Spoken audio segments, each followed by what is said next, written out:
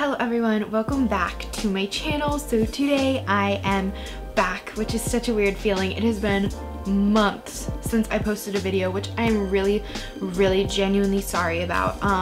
School became crazy. When I left for school, I had every intention of filming videos, but then life came a hold and it was crazy. But I promise, now that I'm moving into my apartment, I will actually be able to film. I'm still back home right now, but I move into my apartment in August. So I'll definitely be able to film there. My dorm room was just like so small that getting this equipment in there and then finding time to film, it was just really hard. Whereas next year, my classes are a lot more condensed, so I have a lot more time to film, and I just need suggestions from you guys, so let me know. But I do really apologize for leaving you guys kind of high and dry after I said I would come back. Again, I had every intention of coming back. It was just like, life got crazy, and then I was like, when am I gonna film? Because I come home, but I don't come home enough to like stockpile all my footage. So yeah, today is just gonna be the books I read in May and what I'm planning on reading in June. So I actually got out of a really big reading rut, which is good. I was reading no books at college. I was just so tired of reading textbooks, taking notes and studying and all this stuff. So I was like, no reading. And now I'm like, I want to read every book in the world. So I have my stack of books here, and I decided I was going to do it a little bit different this time. I am going to be telling you the books I read in the order of the 5-star rating I give them on Goodreads. So I'm going to start with the lowest at 1 star and go all the way up to 5 stars. So today I have no 1-star books, but I do have a 2-star book, which another book just fell. If you know me, you know that this is not very frequent that this happens. I almost never give books a 2-star. I almost always give like moderate books like 3-star. I never give books really low ratings, but this book, it was something else. I picked this up thinking it would be like a fun, pretty short read. There was just like subtle racism and just like awkward like scenes, and I didn't like the writing style. I think this was like co-written, kind of like ghostwriter style, because there's another author's name on Goodreads under it, but her name isn't like in here, but everyone talks about like it's a collaboration book, so it may not actually be Diana Palmer's writing. This is All That Glitters. I'm sorry if I didn't even say that title, but it's All That Glitters. It's just a standalone novel. Really wasn't that good. I finished it in a couple hours and I kind of had to push myself to finish it. And then the next book I read was The Widow by Fiona Barton. This was a really quick read as well. I have been on a huge mystery thriller kick. So big that I have just been devouring any novel I can get my hands on. So bought this at the used bookstore for $3. It's like, cool.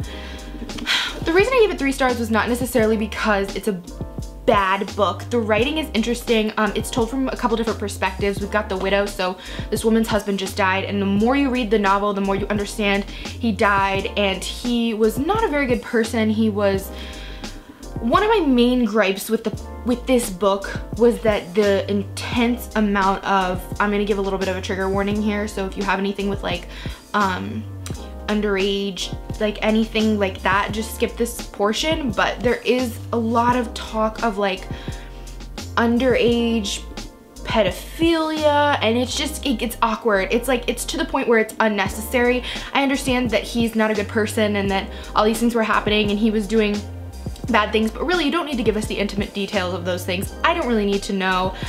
You can just tell me that this was what he was convicted for, or this is what he was being tried for, but to give these, there were just times where it was 30 and 40 pages of just like, he was at this internet cafe and he was looking at these and then we found these, and it was just kind of like, it was too much. Honestly, I didn't love this book enough. I didn't love the writing style enough to kind of forego that. All right, I have 2 4-star books this month. They were also very quick reads. The first one is Jonathan Livingston's Seagull.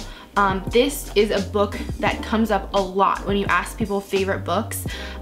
This suddenly comes up a lot. A lot of people have strong feelings about this. They really like this book, they really don't like this book. So I decided to read it, and I gave it 4 stars because I think there are definitely elements of this that are very relatable, but it's kind of it was a short read, and I don't feel like it's something that I'm going to be reminiscing on. It's basically about this seagull named Jonathan Livingston Seagull, and there's this pack of seagulls that live together, and he decides to break off and do his own thing, and he learns to be able to fly at this crazy speed, and people start following him. And the overall message of it is just kind of like, even if you're an outcast, still be yourself, still do what you want to do. And again, I think it's a good book to maybe read and kind of think about that with that frame of mind. But if you don't really think about that, it's kind of just a story about a seagull. So I mean, it is a good book, but I don't feel like it was something where I would say this is one of the best books I've read, this is my favorite book, this is a book everybody needs to read. Another 4-star book was When Hitler Took Cocaine and Lenin Lost His Brain by Giles Milton, I think.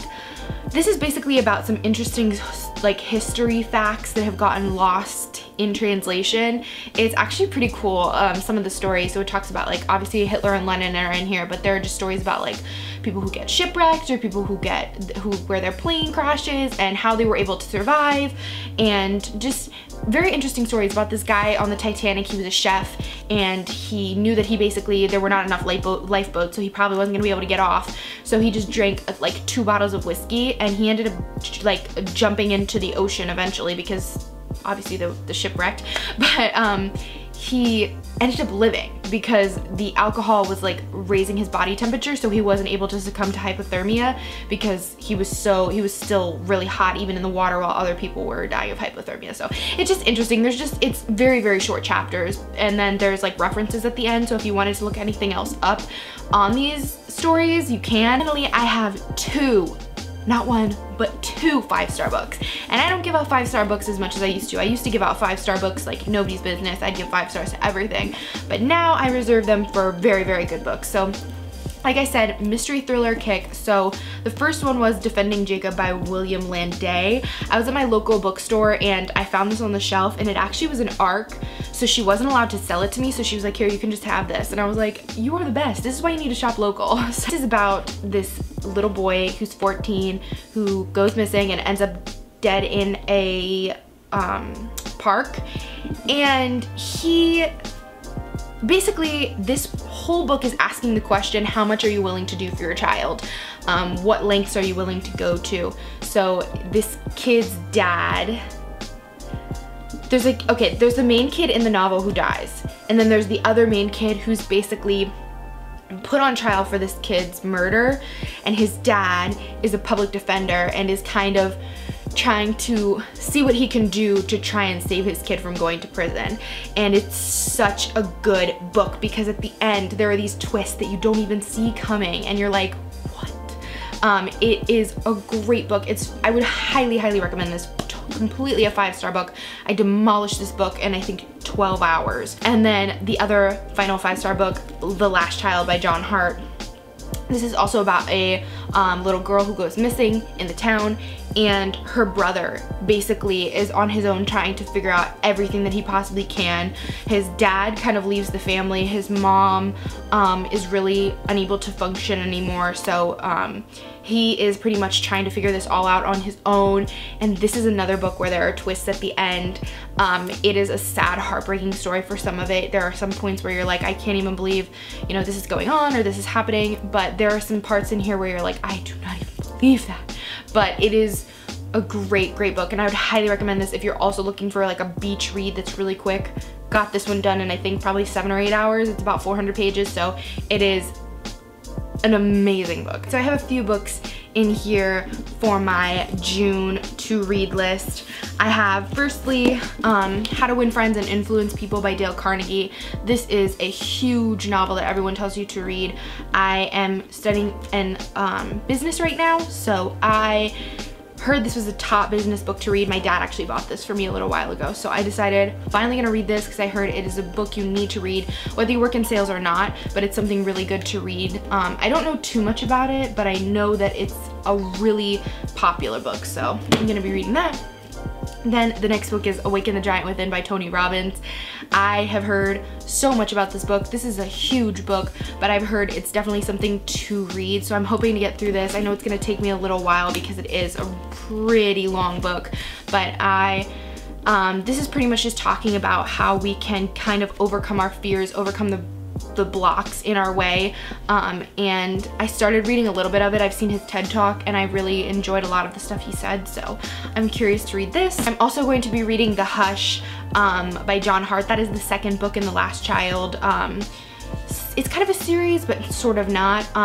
It just came out in February, and that book came out about 10 years ago, so it is kind of a later release in the series, but I am so excited. So I'm definitely gonna be reading that. And then I have another book that I'm just about to finish called The Success Principles by Jack Canfield. It is an amazing book. I'm going to give it its own review on my channel because it has become an amazing book for me to read. Like, it's so, the things that he talks about are just incredible. So I want to give that its own dedicated review, but it's also kind of another business book, so be on the lookout for that. But those are the books I read and the books I'm going to be reading in June. If you guys have any suggestions for either things you want to watch or books I should read, please leave them down below because I'm always open to suggestions. Anytime you guys suggest me a book, it's always really good, so let me know. I hope you enjoyed this video after my long absence.